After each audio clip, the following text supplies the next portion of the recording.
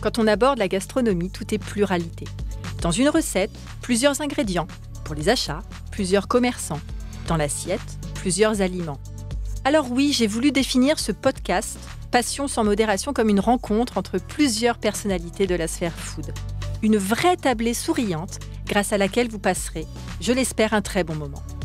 Le dénominateur commun, ce sont des convictions et une passion dévorante de mes invités pour le métier qu'ils incarnent sans modération. J'anime, ils s'expriment, elles racontent, vous écoutez et nous partageons une table, ensemble. Au menu de l'émission, une conversation 3 étoiles, des interviews aux petits oignons, des confidences épicées. Oui, un podcast vitaminé comme moi. Mais qui suis-je ? Qui est donc derrière le micro ? Je m'appelle Virginie Legrand, je suis chef à domicile depuis 8 ans et je foisonne de créations nouvelles et audacieuses. Et si, aujourd'hui, ensemble, on laissait caraméliser des cuillères entières d'énergie positive ? Allez, venez avec moi dans les coulisses de la foodosphère. On va se régaler ensemble. Depuis le 12 septembre 2022, je reçois à ma table des invités engagés dans la foodosphère. Savoir-faire, générosité, passion et émotion. Des maîtres mots qui ont du sens dans une société qui réclame du vrai et du partage. Ce matin, mes 3 invités féminines vont raconter leurs belles histoires. Ce matin, mes 3 invités vont vous confier leur ambition. Ce matin, j'accueille au micro Victoire Spaneut, mixologue, créatrice des bonbonnes, des cocktails premium ready to drink, maxi format 5 litres. Bonjour Victoire. Bonjour. Claire Fiocre, en charge du développement de l'apprentissage au sein de l'Institut des métiers de l'artisanat de Cergy dans le Val d'Oise. Bonjour Claire. Bonjour. Olivia Zog, fondatrice de l'agence The Dio Company, qui réalise des concepts gastronomiques et événementiels autour des métiers de bouche. Bonjour Olivia. Alors, Victoire, c'est quoi un mixologue ? Oui. La fameuse question. La fameuse question. Alors, la mixologie, en fait, c'est vraiment de traiter le cocktail, donc la boisson, comme un chef traiterait la cuisine, son plat. On va vraiment créer des recettes, on va travailler avec les produits de saison, on va imaginer des accords, des associations de saveurs pour surprendre. On va incorporer des notions comme le drink design, c'est-à-dire que quand c'est beau, c'est déjà bon. Et on va aller toujours plus loin, évidemment, en corrélation avec la cuisine également des chefs, pour faire donc ce qu'on appelle le pairing aujourd'hui. D'accord, le pairing, c'est les collabs. Exactement. Et donc le drink design, alors, je ne connaissais pas, c'est en fait comme nous, on dresse des belles assiettes, vous réfléchissez à dresser des jolis verres. Tout à fait, déjà dans l'esthétique, mais également aussi dans le protocole de service. Il peut y avoir un effet visuel, quelque chose qu'on sert sur le cocktail qui va transformer ou la couleur, ou la fumée, ou apporter un effet olfactif avant même de boire le cocktail, qui va évidemment donner du volume et puis et de l'ampleur dans la dégustation. Exactement. Ah ouais, donc c'est un vrai travail de création, de créativité et artistique. En fait, la mixologie, c'est un art à proprement parler. J'espère que c'est le cas, oui. Et depuis combien de temps tu fais ça ? Alors, j'ai commencé à travailler dans des bars à cocktails à toute jeune, donc il y a 15 ans, pour payer mes études. C'était vraiment un job étudiant en premier lieu. Puis finalement, la passion, elle est arrivée rapidement. Dingue. Donc au fur et à mesure de mes étapes de vie, j'ai continué à travailler dans des bars à cocktails. Et puis ensuite, je suis devenue indépendante par la suite. Super, merci. Claire, alors toi, tu es passionnée par... aussi la gastronomie, donc par le secteur de la restauration, depuis ta plus tendre enfance, parce que tu as une belle histoire. D'où te vient cet intérêt pour la gastronomie ? Alors, moi, j'ai un petit peu baigné dedans comme Obélix, tu sais. En fait, j'ai eu la chance, pour moi, c'est une chance d'avoir une famille de restaurateurs. Donc, je suis la 4e génération. Et en fait, c'était des Auvergnats. Ils avaient, en fait... Ça, déjà, c'est pas mal en termes de région. C'est pas mal. Ils avaient des brasseries, du coup, des bougnats à la base. Et en fait, de père en fils, ils se sont passés, en fait, ce flambeau, j'ai envie de dire. Et moi, quand je suis née, du coup, je suis née à Paris 17e. Et j'étais derrière, en fait, les fourneaux, quand mon grand-père était restaurateur. Il avait créé un concept qui était super et qui s'appelait la Truite Vagabonde. Alors, c'était un restaurant qui était assez connu. Non, c'est vrai, il y a encore des clichés, en fait. Il y a eu Johnny Hallyday qui est passé, il y a eu des grandes vedettes. Oui, beaucoup de gens assez célèbres. Il avait créé son concept, en fait, sur tout ce qui était fruits de mer. Et il décorait à chaque fois son restaurant sur ce thème-là. Et il a invité beaucoup de monde et il adorait ça. Donc, mon père a suivi. Et moi, j'étais derrière. Je courais un petit peu derrière le bar, tout ça, toutes ces ambiances. Quel âge tu avais, là, du coup ? j'avais, je sais pas, 4 ans, 5 ans, un truc comme ça. Et je me rappelle juste les images, c'est vraiment le son, en fait, qui réside dans ce restaurant, les bruits, les gens qui parlent, etc. Et je trouve la vie. C'était hyper chouette, c'est ça. Et puis, les cuisiniers qui parlaient ensemble sur effectivement, pour moi, c'était comme une danse, tu vois, comme un ballet, le son, en fait, je trouvais ça hyper chouette. Et je voyais les meringues qui réalisaient, voilà. C'est des petites choses que moi, j'ai encore plein les yeux. Et puis, je me baladais derrière le bar, voilà. Et c'est vrai que c'était des souvenirs. Et j'ai toujours eu envie de faire ça. Et j'ai dit à mon père, papa, un jour, je ferai comme toi. Voilà. Et j'étais extrêmement passionnée, mais j'ai pas pu le faire tout de suite parce que, il souhaitait que je fasse des études générales. Et donc, à un moment donné... Parce que sinon, tu aurais voulu faire un CAP. Ah oui, moi, je voulais partir tout de suite dans le métier. Ah non, mais moi, c'était certain. Donc, j'ai un petit peu taquiné mes parents. Je les ai embêtés pendant un petit moment pour leur faire comprendre que c'était vraiment une vocation et une passion et que je voulais vraiment faire mon métier. Et puis, je leur disais, un jour, j'enseignerai, un jour, je transmettrai mon savoir. Tu verras, papa, et tu seras fier. Voilà, c'était un peu mon rêve. Voilà. Et du coup, c'est venu. Alors cette trajectoire, elle a eu lieu ? Alors du coup, oui, cette trajectoire a eu lieu. J'ai fait donc mes études en restauration. J'ai démarré par un CAP, je me suis accrochée, je suis allée jusqu'en licence. J'ai fait de l'alternance, donc BTS licence donc en hôtellerie-restauration. Et je suis partie donc après en collectivité pendant plusieurs années. Et puis à un moment donné, je me suis dit, il faut que je trouve vraiment quelque chose qui résonne en moi, voilà. Et je suis partie dans le professorat. Donc je me suis fait embaucher à l'EPMT, donc l'école où j'avais été étudiante. Dis-nous ce que c'est que l'EPMT. Alors l'EPMT, c'est une école dans le 17e arrondissement qui est très très chouette, où il y a à peu près 1300 jeunes. Donc c'est quand même une très grosse école hôtelière. Donc en plus je revenais... C'est l'école des métiers de la table. Exactement, l'école des métiers de la table. Et je suis revenue dans le quartier où j'étais née en fait. Donc c'était hyper chouette. J'ai passé des années géniales. Et donc, j'ai enseigné effectivement ma passion. J'ai réussi à transmettre en fait des messages en tant qu'enseignante. Et aujourd'hui, j'ai encore des contacts de ces jeunes de l'époque. Et voilà. Et après, j'ai avancé au fur et à mesure dans le professorat. Et ensuite, j'ai eu vraiment l'envie d'aller dans le social. Donc, je suis partie aux Apprentis d'Auteuil. Et j'ai créé en fait le pôle social au sein de l'école hôtelière, donc dans le 16e arrondissement. Et ensuite, j'ai réussi à trouver, lors d'un forum, parce que voilà, j'échange beaucoup avec les gens et j'adore ça. Pour moi, la communication est primordiale, très importante. Et j'ai réussi à trouver donc un travail donc au sein du développement, donc à la Chambre des métiers à Cergy, voilà, où aujourd'hui, je parle d'apprentissage, je parle de passion, de communication. Voilà, j'ai toujours les mêmes envies, voilà. Et j'essaie de développer au mieux, en tous les cas, et de transmettre cette voix pour les jeunes d'aujourd'hui. Alors, ça résonne parce que, pour les gens qui ne le savent pas, moi, je suis une ancienne prof de lettres. Et du coup, tout ce que tu dis, ça me parle aussi, cette idée de transmission, cette idée de travailler avec des jeunes pour les porter vers un ailleurs, pour leur donner confiance. Ça a du sens aussi pour les adultes qui les encadrent. Tout à fait. Merci beaucoup, Claire. Plaisir. Olivia. Alors, quelle est la genèse de The Dio Company ? Déjà, pourquoi The Dio ? Alors, The Dio Company, le Dio, ça veut dire la noix en hongrois. Parce que j'ai une grand-mère hongroise qui me faisait un gâteau à la noix. Parfait. et en fait, j'ai vraiment été élevée par 3 femmes. Je suis la 4e génération de cuisinières. Donc, une arrière-grand-mère, une grand-mère et une maman qui cuisinaient divinement bien.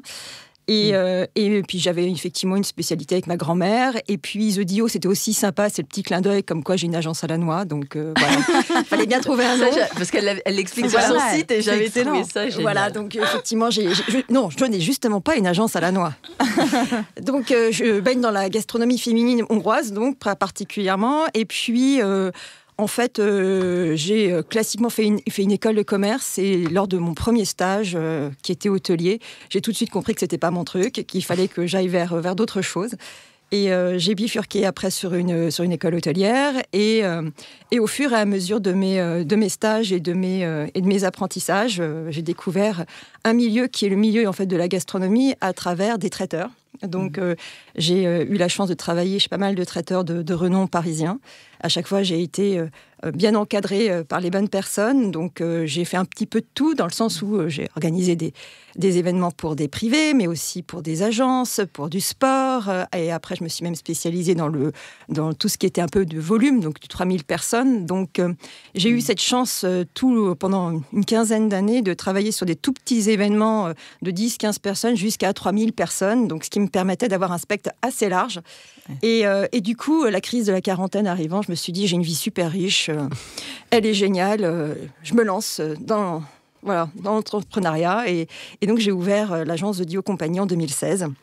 Alors, pourquoi ? Parce qu'en fait, à travers tout ça, moi, j'ai une passion pour les artisans de métiers de bouche.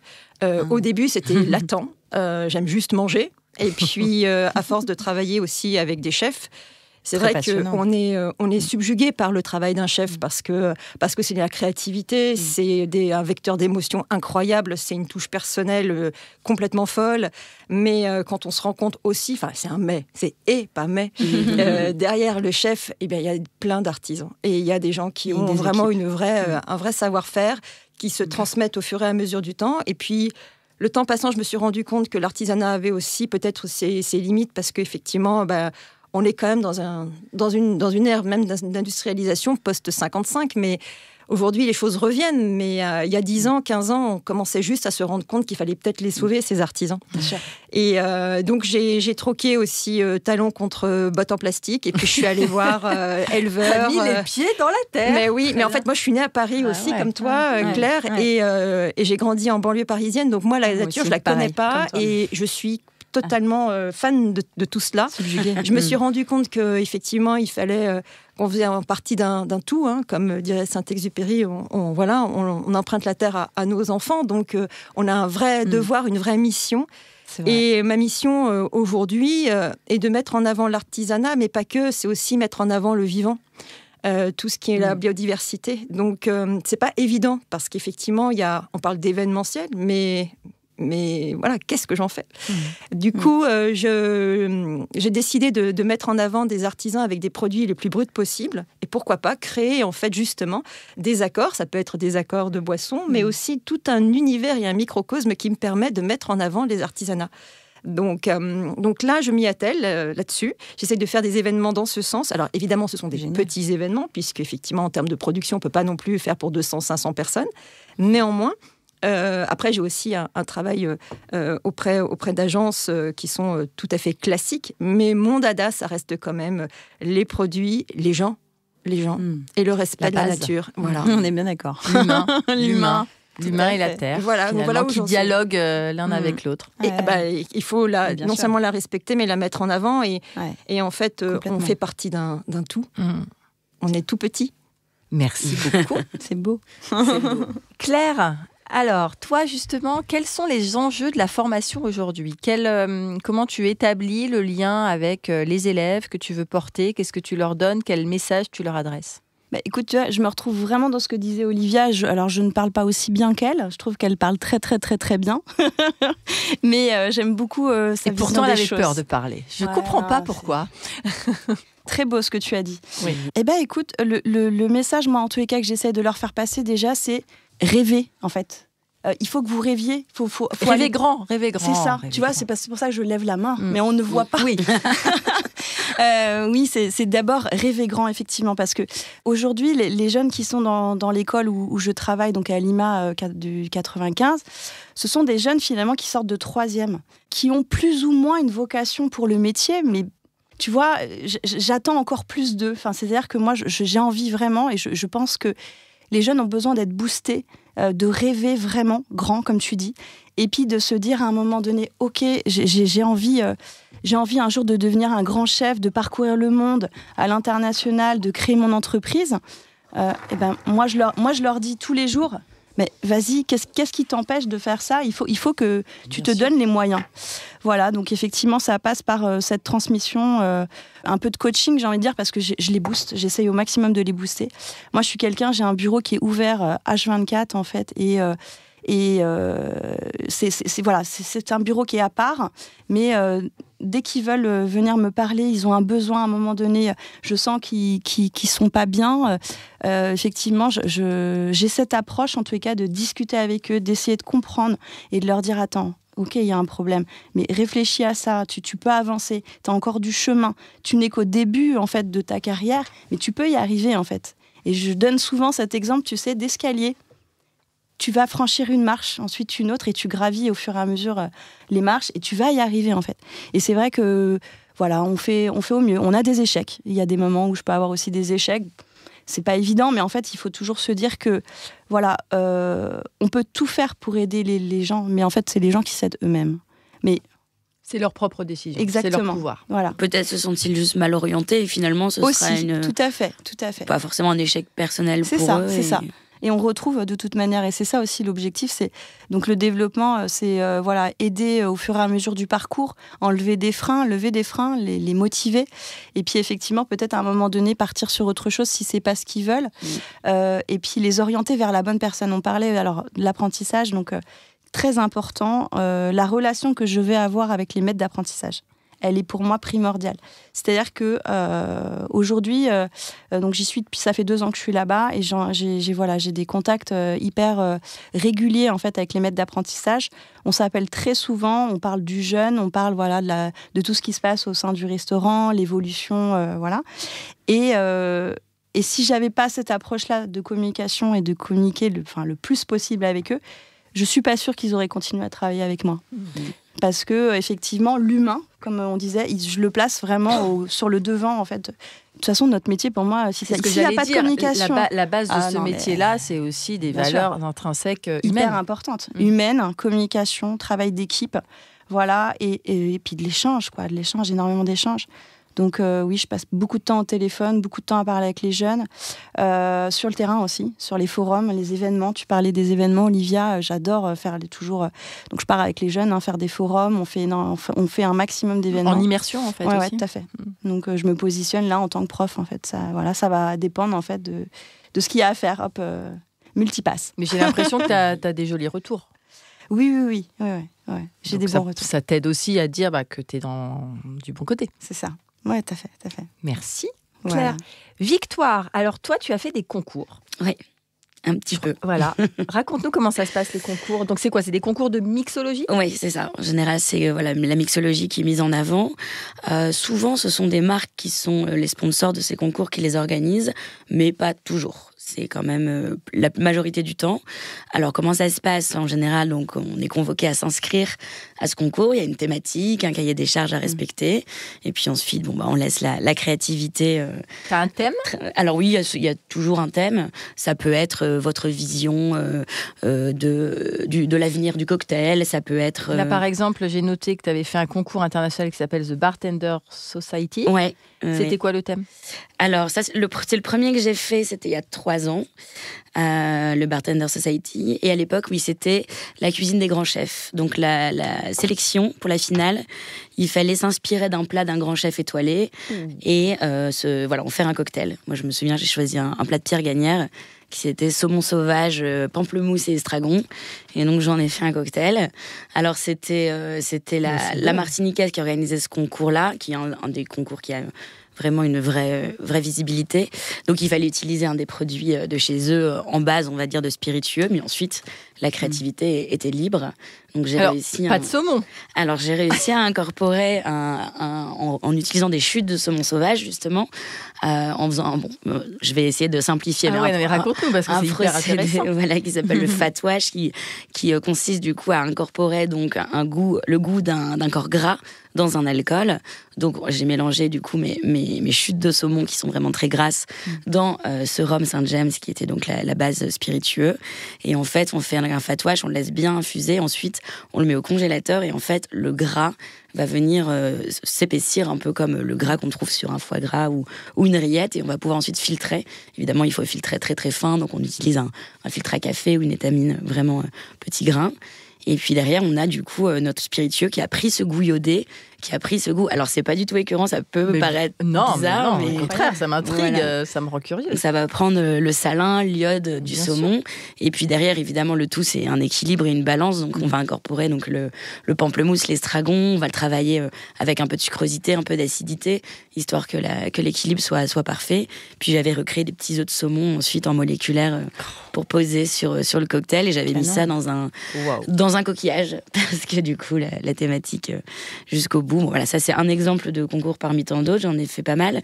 Mais je voudrais quand même faire un petit focus sur des concours en ce moment qui sont beaucoup portés sur l'éco-responsabilité. Je trouve ça génial, mais nécessaire et normal, hein, bien sûr. Donc, je trouve ça vraiment, vraiment cool que maintenant, on nous appelle à réfléchir sur des techniques de durabilité plus que du show culinaire et toujours plus de waouh. C'est bien quand il y en a, c'est nécessaire qu'il y en ait. Du waouh, on est là pour se faire plaisir, mais aussi, dans le respect de la nature et de la transmission de ces valeurs-là, ça me paraît primordial. Ok, voilà, c'est un petit... Ça me donne envie. Petite claque, là. Bravo, bravo, Victoire. Alors, Olivia, sur ton site, moi, j'ai lu « Il n'y a pas que les paillettes qui ont le pouvoir de faire briller vos idées, mais il en suffit d'une pour faire la différence. » Alors, du coup, cette philosophie des paillettes, comment tu mets des paillettes dans les yeux de tes clients pour les satisfaire ? Bonne question. La paillette, c'est étonnamment de l'écoute. Principalement. C'est de l'écoute et c'est aussi cette capacité à comprendre ce que le client souhaite, mais non seulement de l'intégrer, mais d'aller après au-delà et d'être force de proposition. Donc c'est ça en fait la paillette, c'est le côté justement wow effect en français, qui permet en fait de se dire que ah oui, alors j'avais imaginé un événement comme ça, mais en fait on arrive à le transformer. C'est un peu comme moi, je fais le parallèle, étonnamment, avec un fromager où un producteur va faire un fromage qu'il trouve parfait et puis il passe dans les mains d'un affineur, Et là, on se rend compte qu'il l'a complètement sublimé ou qu'il l'a juste changé un tout petit peu. On a juste changé un peu, presque un paradigme sur un événement. On peut même parler de ça, en se disant, j'avais une impression, une envie, et finalement, on est passé à autre chose. Alors, le but, c'est pas de transformer l'idée principale, c'est de la comprendre principalement. C'est d'être à l'écoute. Parce que souvent, les personnes ont envie d'imposer ce qu'elles savent faire. Ça, c'est super. Mais quand on écoute et qu'on entend des mots de ce qu'on aime, de ce qu'on n'aime pas, parce que ce qu'on n'aime pas est aussi très important dans nos métiers. Voire primordial. Exactement. On se rend compte qu'on a peut-être plein de choses parce que, justement, on a cette expérience, ce recul, et puis, surtout, un spectre d'idées et de prestataires que les clients n'ont pas. Et tant mieux, sinon on ne sert plus à rien. Donc voilà, le principe, en fait, de la paillette, c'est surtout de pouvoir sublimer avec une petite chose aussi. Voilà. Il ne suffit pas de beaucoup. C'est un événement... C'est la somme de détails.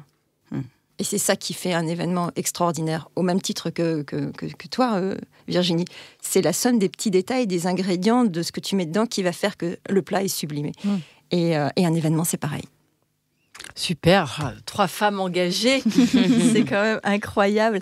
Du coup, Claire, selon toi, quels sont les 3 ingrédients phares pour s'épanouir et surtout réussir ? En général, ça va de pair, dans les métiers de la restauration. Qu'est-ce que tu dis aux jeunes ? Les qualités, les ingrédients, les choses qui doivent figurer au menu, finalement.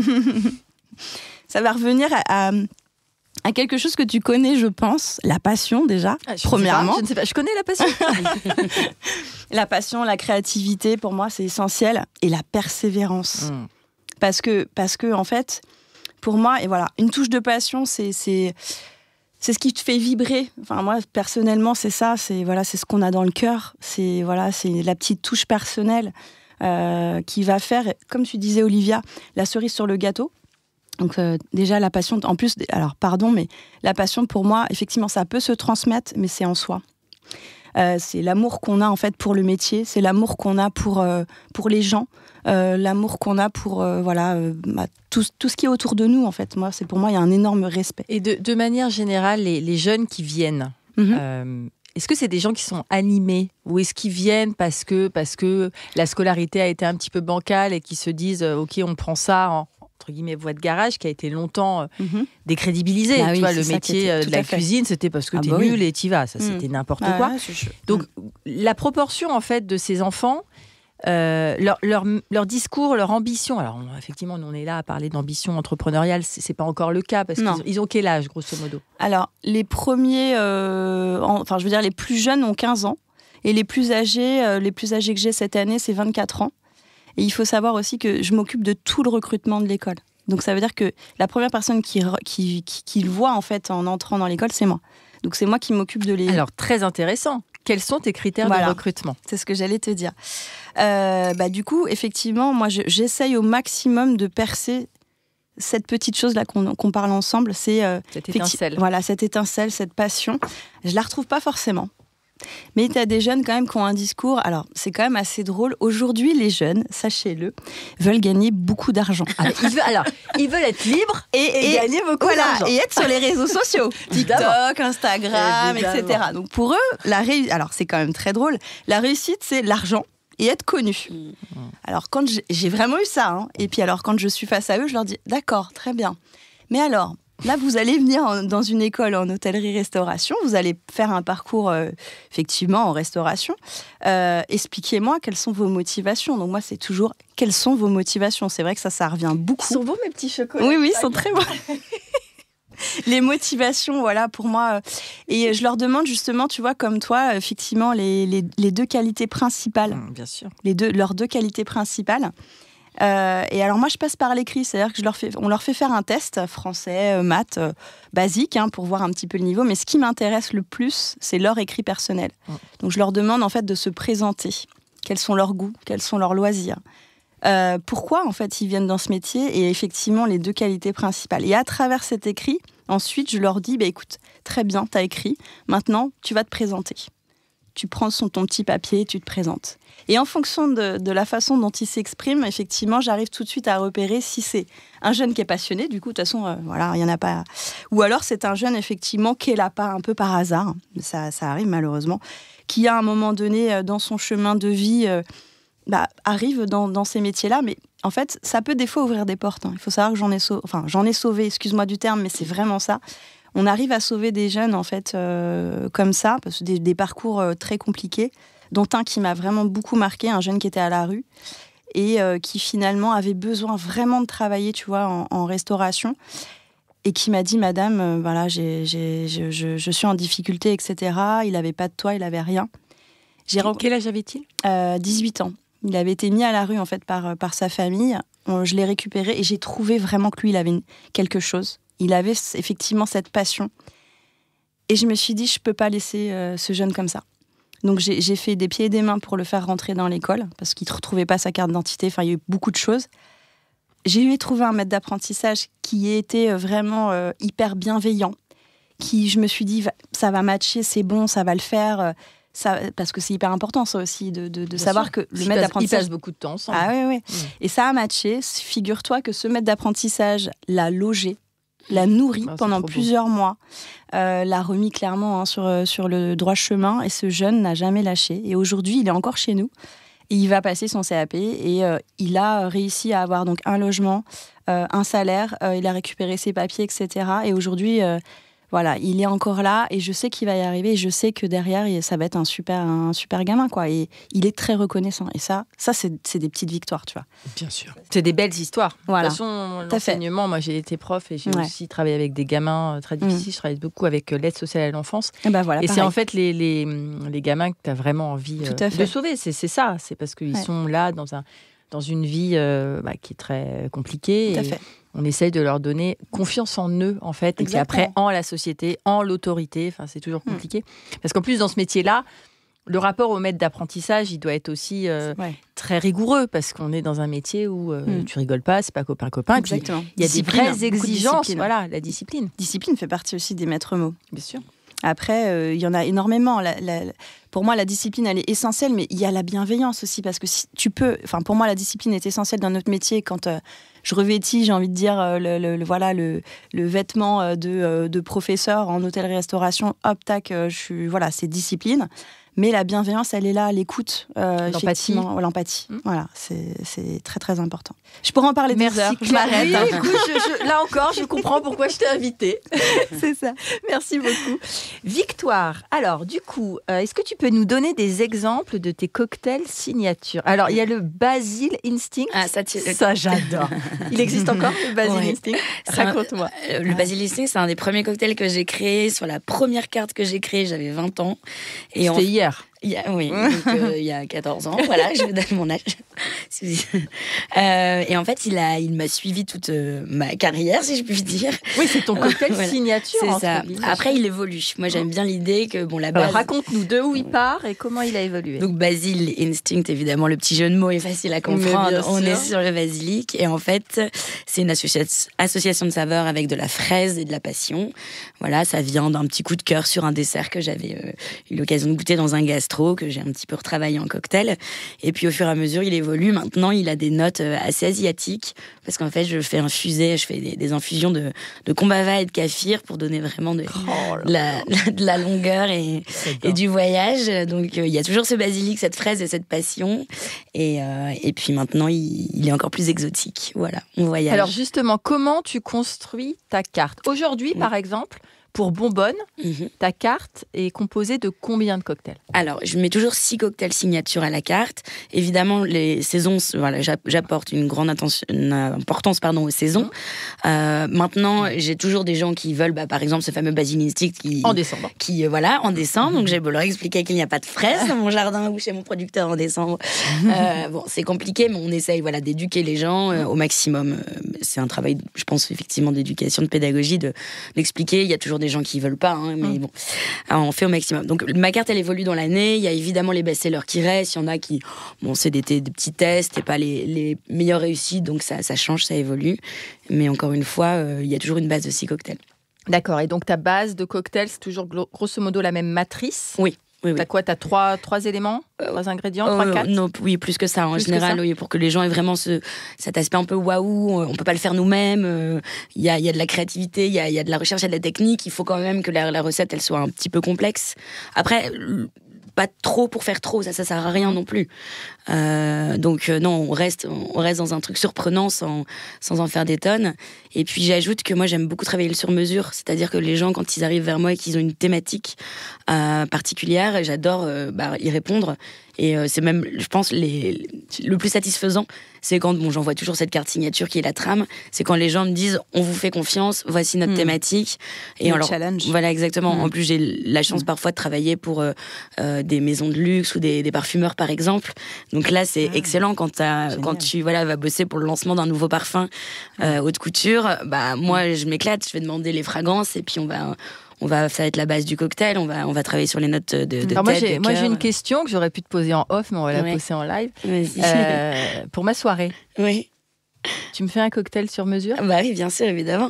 Je vais te demander qu'est-ce que tu prévois de nous régaler. Voilà, qu'est-ce qu'on va manger. Très bien, super. Et puis le lieu, évidemment. J'adore. La colorimétrie, c'est hyper important aussi. C'est quand même le premier coup d'œil. Les gens, par exemple, quand je bosse pour une société, si leur logo est bleu, il faudra un petit peu de rose pour moi. Voilà, exactement. Non, mais super. Ok, on en reparle. C'est génial. En fait, je trouve que parce que j'ai reçu 2-3 mixologues. Donc, on sent qu'il y a la créativité. Moi, j'ai déjà travaillé avec quelqu'un qui m'a accompagnée sur un événement team building. Et du coup, j'avais fait donc le menu et il avait géré quand même des vrais accords. Mais je trouve que toi, il y a un gap en fait avec la créativité où vraiment tu fais une symétrie extrêmement parallèle avec le plat. J'essaye, je te remercie. Mais c'est ce que tu perçois. Je sais pas ce qu'en pensent les autres, mais je trouve ça assez scotchant. Alors, le pairing, ça peut être reproduire un plat dans les saveurs, mais l'intérêt d'un pairing, c'est aussi de dénoter parfois, d'avoir des goûts qui tranchent. Donc ça peut être aussi le piège, c'est d'aller reproduire le même cocktail que la saveur. Voilà, donc, identifier. Et voilà, exactement. Moi, je trouve que c'est quand même parfois même encore plus intéressant d'aller trancher. Ce qui est génial, c'est que le dernier podcast, j'ai reçu une sommelière qui était à la soirée et qui justement, elle adore aussi déconstruire les accords mets vins pour surprendre les gens en disant oui, on s'attend avec telle chose à boire ça, même si le vin est canon, mais justement, elle veut surprendre et justement créer une sorte de d'anti d'anti-attente. Et je trouve que c'est ce que les gens cherchent de plus en plus. Bien sûr. Ce côté inattendu. La surprise pour le palais. La surprise. Je pense que les plus grosses claques qu'on se prend dans un resto ou dans un événement, c'est quand tu t'attends pas. Évidemment. C'est... Évidemment. Merci beaucoup, infiniment. Olivia, alors, est-ce que tu peux nous donner un exemple de séminaire aux petits oignons ? Voilà, s'il y a une grosse boîte demain qui te dit on veut organiser un séminaire, un lancement d'une nouvelle offre, comment tu organises, quel type de prestataire, avec qui tu t'entoures, de qui tu t'entoures ? Le principe restera toujours sur l'écoute, le cahier des charges et essayer justement de comprendre au mieux pour proposer quelque chose de sur mesure. Mais est-ce que le client, parfois j'ai l'impression que le client ne sait même pas ce qu'il veut ? Alors, il ne sait pas ce qu'il veut. En revanche, il a certaines idées et elles sont principalement budgétaires. Oui, ça c'est vrai. Et aujourd'hui, ça reste quand même la problématique numéro 1. Si encore faut-il que ce soit un problème. Mais l'envie est toujours. C'est pas forcément de sortir des sentiers battus, de faire différemment. Mais un peu quand même. C'est-à-dire que ce qui m'intéresse le plus, c'est de savoir ce qu'ils ont fait jusqu'à présent. Et c'est ça qui est. Et c'est exactement. Moi, je ne suis pas. Étonnamment, je ne suis pas créative. Je me considère comme créa, alors que je ne suis pas si créative que ça. Je m'inspire uniquement de ce que me disent les autres. Et principalement par tout ce qui a marché ou ce qui n'a pas marché, comme on disait précédemment. Donc en fait, un séminaire... L'analyse du besoin. Voilà, c'est-à-dire qui vont surtout être les personnes présentes. C'est sûr qu'on n'organise pas un séminaire de la même manière s'il n'y a que des femmes, ou si c'est mixte, ou s'ils ont 20 ans, ou s'ils ont une cinquantaine d'années. Donc en fait, c'est principalement l'écoute. Quand il y a des femmes, tu mets des stripteaseurs ? Eh ben, pas tant que ça, parce que ça c'est fini. C'est fini. C'est fini. C'est même presque trop simple. Donc aujourd'hui, avec ce genre de choses, justement, si on parle de genre, alors là, je creuse un peu plus. Postmoderne. Effectivement. Non, mais comme disait Victoire, assurément, c'est surprendre. Surprendre, aller là où on les attend, là où ils ne nous attendent pas. Et c'est ça le plus compliqué. Mais au final, quand on regarde bien, quand on écoute bien, ils le disent eux-mêmes en fait.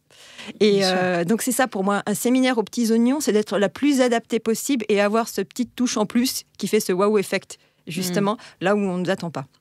J'adore. Et en général, tes clients sont qui ? Tu disais que tu as été jusqu'à 3 000, 5 000 ? Oui, alors pas en tant qu'agence, mais en tant que salarié, oui, bien sûr. D'accord, 5 000. Et là, pour ton agence, le plus que tu as traité ? C'est principalement des soirées et je suis montée jusqu'à 600 personnes. Ah oui, quand même. En fait, c'est pas le nombre qui est important. Par exemple, quand on réfléchit à une soirée ou un déjeuner, là c'était un déjeuner avec des chefs, les fameux 3000, c'est en fait 10 fois 300. Donc en fait, c'est par rapport aussi au lieu. Donc ça a l'air énorme, mais en fait la logistique, c'est plus de la logistique plus que de l'événementiel. Oui, c'est de la coordination aussi. Exactement. Et puis de pouvoir multiplier effectivement 10 fois à l'identique une prestation. Donc en fait, 600 personnes, pareil, c'est pas une fois 600 personnes, c'est effectivement, on divise les 600 personnes par rapport à la gastronomie, par rapport au poste boisson, enfin par rapport à plein de choses. Et l'important, c'est aussi, alors moi, ce que j'adore faire, et c'est très très personnel, c'est surtout de créer un mouvement dans l'événement. C'est-à-dire qu'au départ, les personnes arrivent et se rendent c'est ça, donc l'événement, super, je suis venue pour ça. Et puis au fur et à mesure de la soirée, ils découvrent des choses. Donc soit c'est des ouvertures en termes de salles, soit de prestations qui arrivent pour arriver jusqu'à l'apothéose en se disant waouh, ça c'était vraiment une de mes plus belles soirées de ma vie. Je veux quand même, je tiens à dire, j'ai regardé ton site, donc j'invite à y aller, donc The Dio Company. Ce que j'adore dans le site, c'est qu'on te voit dans tous les endroits et que tu sembles émerveillé parce que tu es souvent de dos ou de trois quarts et je trouve que c'est très beau. Je sais pas qui a réalisé la vidéo, mais c'est très joli. On te voit rentrer dans la salle. À un moment, tu es sur un rooftop. J'ai quand même bossé. Et en fait, je trouve ça hyper émouvant et ça permet de voir et ça renforce exactement ce que tu viens de dire là. Oh, ça me fait plaisir. Écoute, c'était un parti pris. Moi, je n'étais pas forcément pour me mettre en avant. Donc là, les filles sont en train d'aller voir sur Internet. Mais c'est vrai. Parce que ça veut dire qu'on voit avec tes yeux si je comprends bien. Parce que non, on me voit moi. Enfin non, mais on la voit elle. On la voit, elle, qui regarde. En fait, on la voit, elle, qui regarde un peu avec fierté ce que tu as accompli. En fait, la personne qui m'a fait mon site est une jeune femme formidable que j'engage. Je peux bien vous donner son nom en privé avec grand plaisir pour la faire bosser parce qu'elle est super. Okay. Et c'est vrai que c'est un parti pris. Moi, je n'ai étonnamment pas confiance en moi du tout, malgré mon métier. C'est justement mon métier qui me permet de pouvoir me sublimer, mais sinon, je suis plutôt quelqu'un de timide et j'ai pas vraiment confiance en moi. Et là, le parti pris, c'est de me dire, bon, voilà, tu vas te mettre en avant. Je dis, c'est-à-dire qu'on va me voir moi. Ah oui, d'accord, parce qu'en fait, The Dio Company, in fine, c'est moi. On vient me chercher pour bien moi, sûr. Pour mon caractère, ma vision des choses. Et je n'ai pas non plus une multinationale. Donc, même si je m'entoure de prestataires, il y a des prestataires avec qui je bosse depuis 15 ou 20 ans, je suis un vrai chef d'orchestre. Mais le centre névralgique reste quand même ma personne et ma personnalité. Donc, c'était sympa. Mais ça me fait plaisir parce qu'en fait, tu es la première à me le dire. J'ai adoré. Voilà, je tenais à te le dire parce que je voulais te l'écrire au moment où je l'ai vu et j'ai adoré. Et voilà, ça a tellement résonné avec ce que tu viens de dire là que ça a fait tilt. Merci. Et du coup, on parlait de... Je reviens parce que je l'avais noté. Donc, tu as parlé d'Hongrie. À part le goulash, qu'est-ce qu'on mange en Hongrie ? Alors, le goulash, c'est une soupe. Faut arrêter de penser que c'est quand même que le plat. C'est alors ça, dis-nous. Rectifie tout ça. Alors, je ne vais pas me faire non plus un cours d'histoire, mais la Hongrie n'a rien à voir avec les pays de l'Est, puisqu'il est entouré de pays slaves et latins avec la Roumanie. Mais en fait, la Hongrie est totalement à part. Et puis, on a 10 millions de Hongrois, en gros, à l'intérieur, 10 millions de Hongrois, en gros, à l'extérieur. Donc, on n'est pas beaucoup, en fait. Mais on a l'impression qu'on est partout. C'est ça qui est génial. Et puis, les plats hongrois, donc, c'est comme la langue. C'est une langue finno-hongrienne qui ressemble à rien, donc ça vient un peu d'Inde. Donc c'est vrai que la nourriture hongroise, elle n'est pas forcément identique à la nourriture aux alentours. Même les animaux sont différents, totalement. Je vous invite à regarder ce que c'est qu'une vache hongroise, un mouton hongrois, un cochon hongrois. Mais nous le ferons ce soir. Rien à voir avec ce qui existe en Europe. D'accord. Donc c'est assez incroyable. Donc pour faire très simple, c'est gras, avec un peu de gras, beaucoup de gras. Pas tant que ça, ou quoique, et du sucre. Voilà.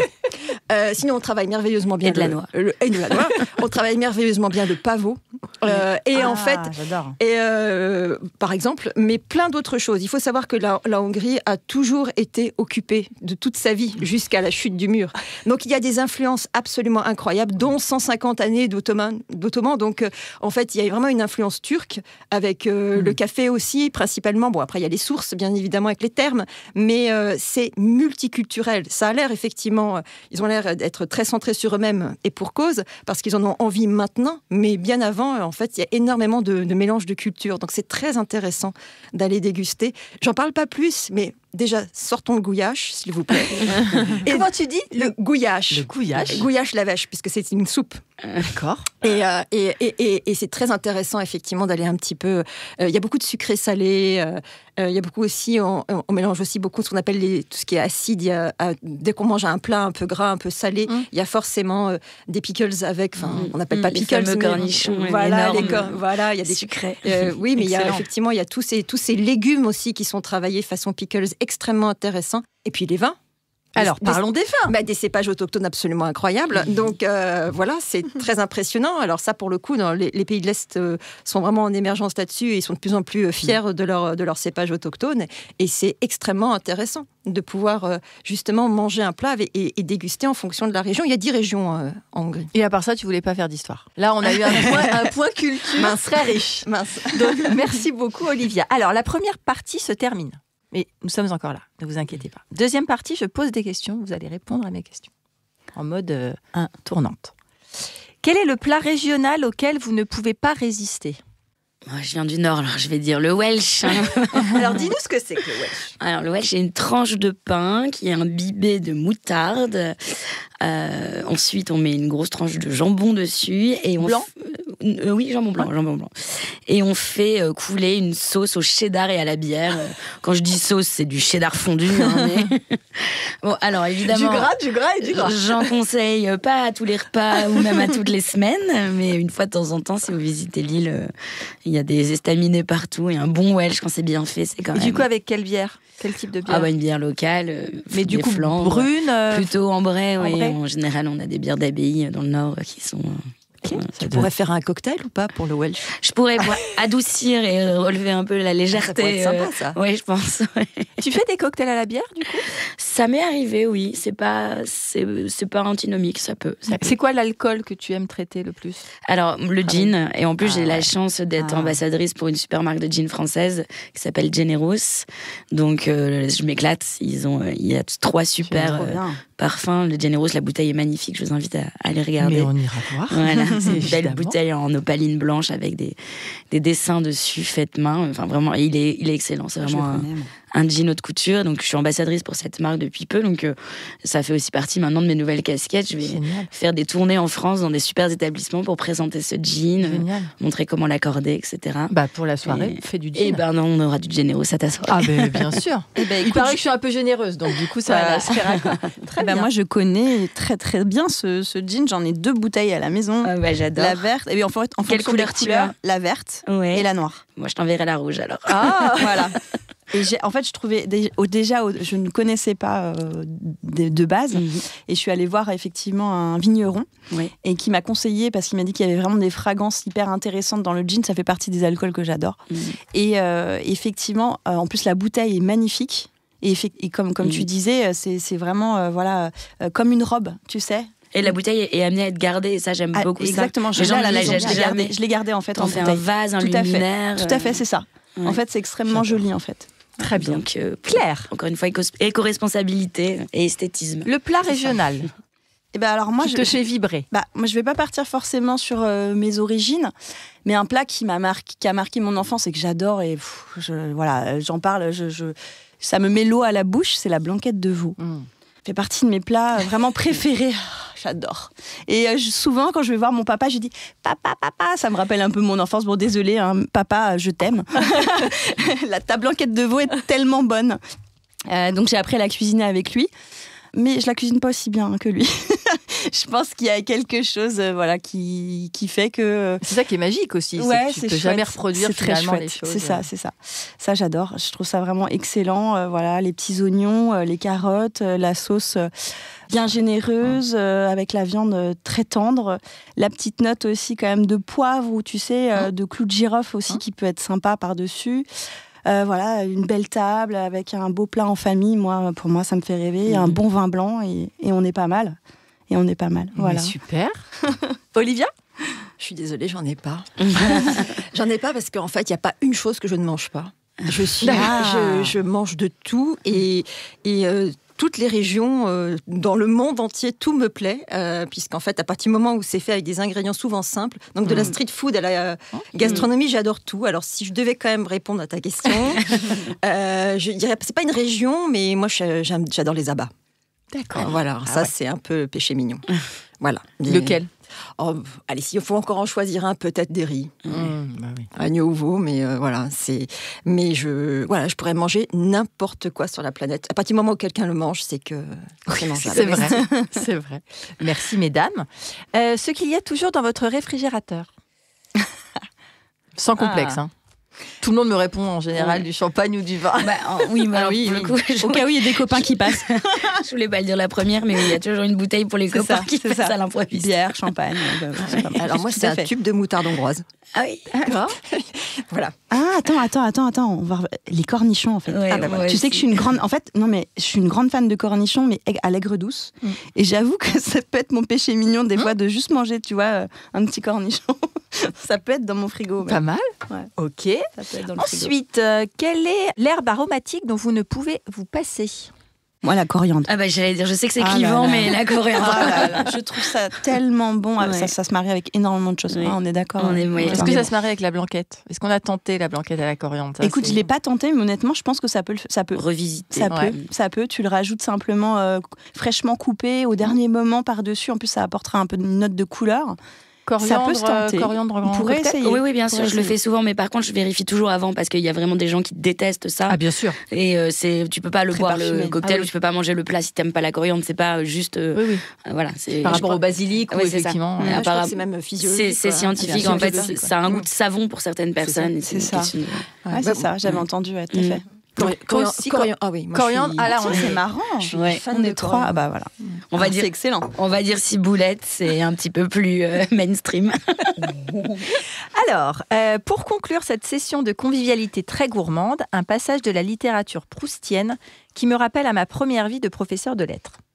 Mais quand d'un passé ancien rien ne subsiste, après la mort des êtres, après la destruction des choses, seule, plus frêle mais plus vivace, plus immatérielle, plus persistante, plus fidèle, l'odeur et la saveur restent encore longtemps comme des âmes à se rappeler, à attendre, à espérer, sur la ruine de tout le reste, à porter sans fléchir sur leurs gouttelettes presque impalpables l'édifice immense du souvenir.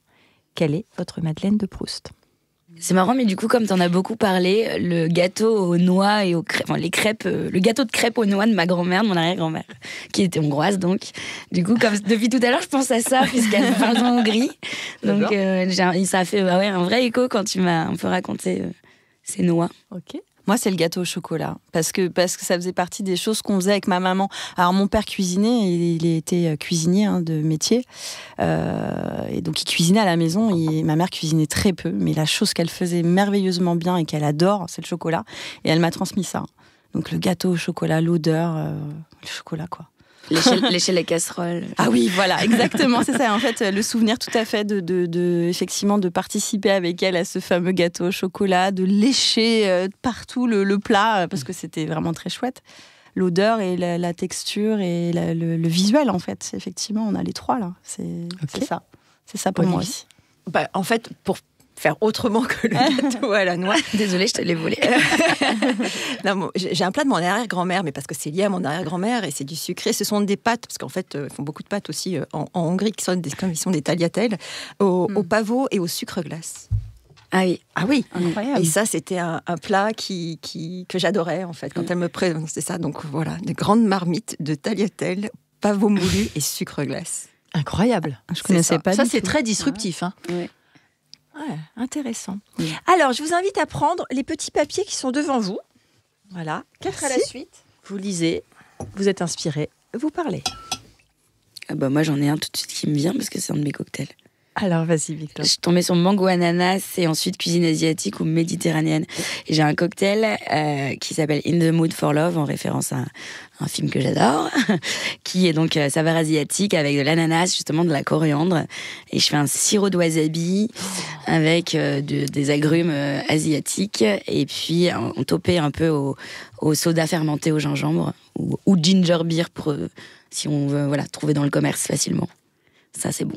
Ok, donc là, tu as répondu à 2. Ah oui, du coup, les 2 autres. c'est parce que je fais zester ou mandoline. Zester en cocktail, ça s'utilise quand même vachement souvent pour donner un petit peps sur le top de ton cocktail. Et Paris-Brest ou Saint-Honoré, kiff. Là, c'est compliqué de choisir. Les deux, on peut partir là-dessus. Bien sûr, pour vous une pouvez répondre les 2. Base cocktail pour les deux, c'est faisable. Génial. Claire ? Ça marche.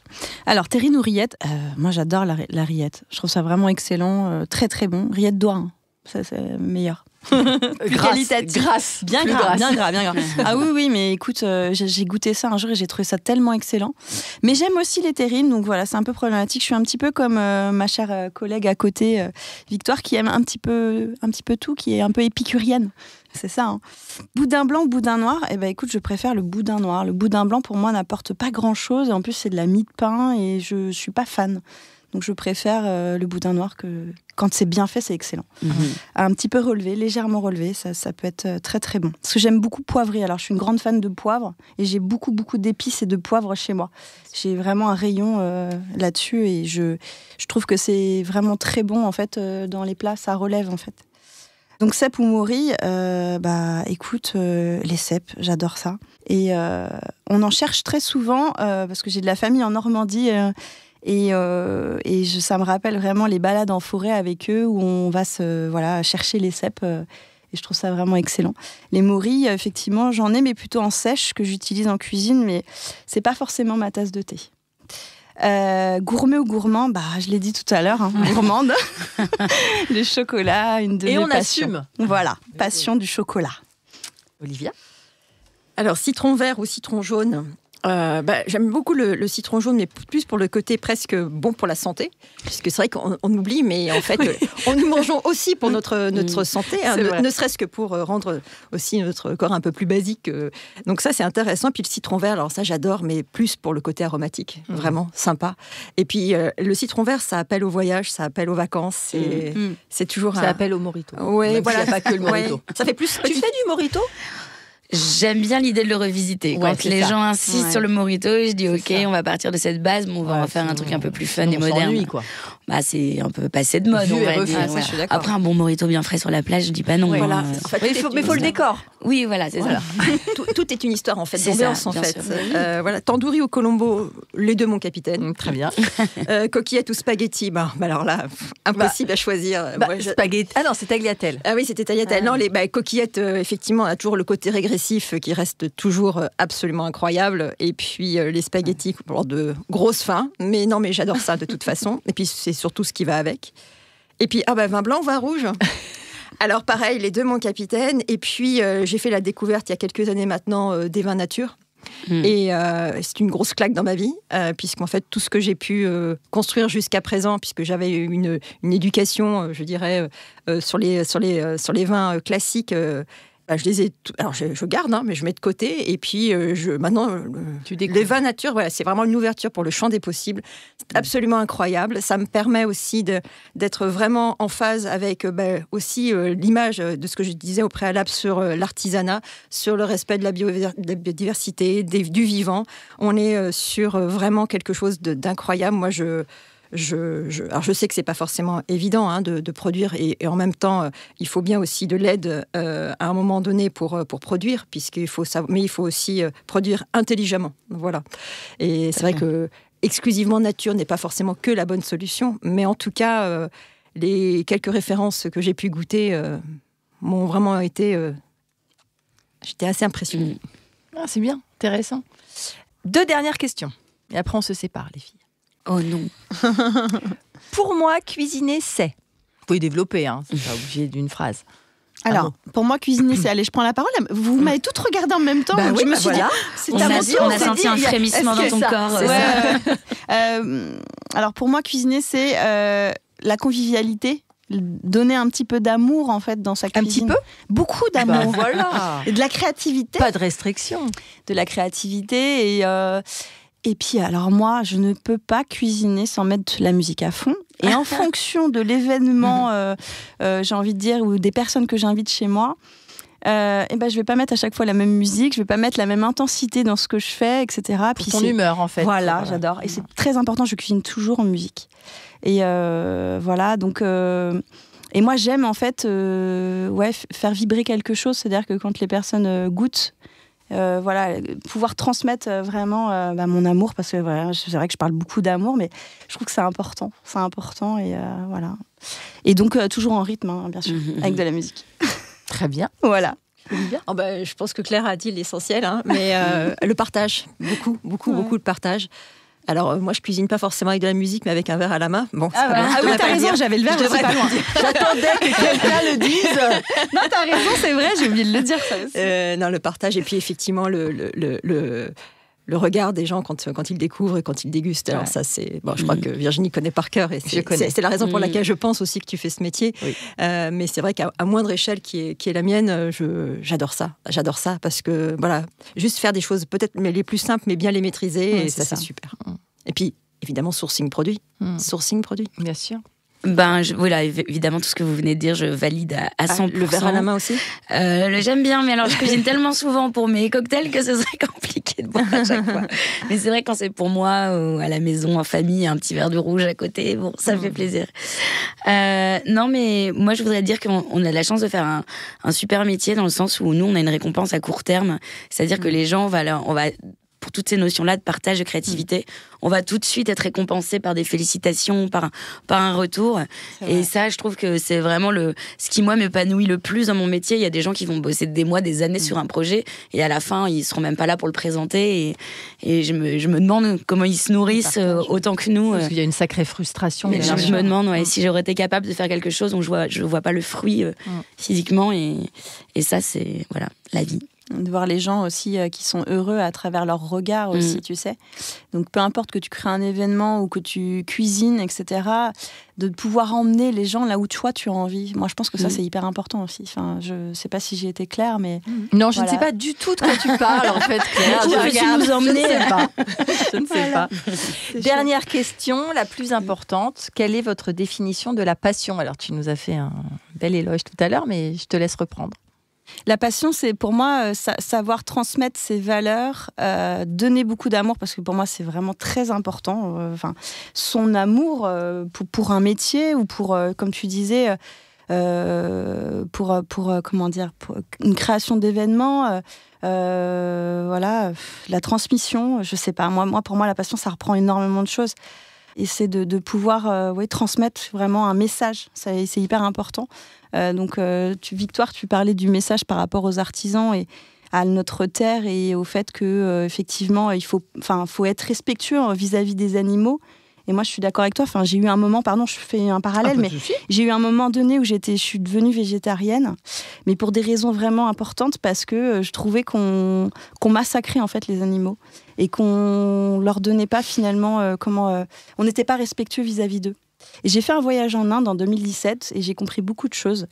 Et en fait, je me suis dit à partir de maintenant, je vais faire attention effectivement à ce que je mange. Je vais essayer au maximum de savoir, là, en tous les cas, de connaître la traçabilité de mes produits, comme tu disais.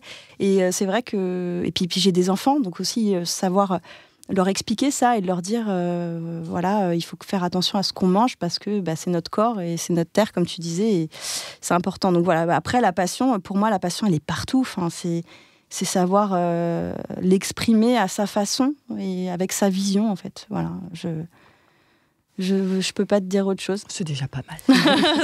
Merci Claire. Voilà. Olivia, on termine avec toi. La passion, c'est se lever tous les matins avec cette joie et vraiment cette reconnaissance de se dire, voilà, je donne du sens à ce que je fais. Et je trouve, donc ça passe aussi effectivement par la transmission, mais donner du sens, voilà. C'est ça la passion. Merci. Ouais. Je vais conclure. Le milieu de la gastronomie vu sous l'angle de la sensibilité féminine, la passion pour les métiers de bouche, l'éloge vibrant pour l'engagement artisanal, une ode à la créativité qui permet aux dégustateurs de se nourrir de l'inattendu. Merci à vous, mesdames, toutes les trois, pour ces confidences très gourmandes. Merci Claire. Merci. Merci Olivia. Merci. Merci Victoire. Merci. Vive le fait maison, vive l'émotion, vive la passion. Ça y est, notre rencontre prend fin. Merci à tous mes invités d'avoir accepté mon invitation et d'avoir joué le jeu de la sincérité et de l'authenticité. Merci à vous d'avoir suivi nos échanges. J'espère que ce podcast, Passion sans modération, a nourri votre curiosité et qu'il vous a donné faim. J'ai aimé, en effet, mettre en lumière toutes les personnalités qui contribuent à faire de l'alimentation et de la gastronomie une pierre angulaire de notre beau pays et de notre art de vivre. Alors, on se donne rendez-vous au prochain épisode ? Pour prolonger l'expérience gourmande, retrouvez moi et mon univers sur mon site communique-passion.fr. Créons-nous prochainement un rendez-vous dans votre cuisine pour un menu qui nous ressemble à l'occasion d'un événement qui vous rassemble. Vive le fait maison et vive la passion!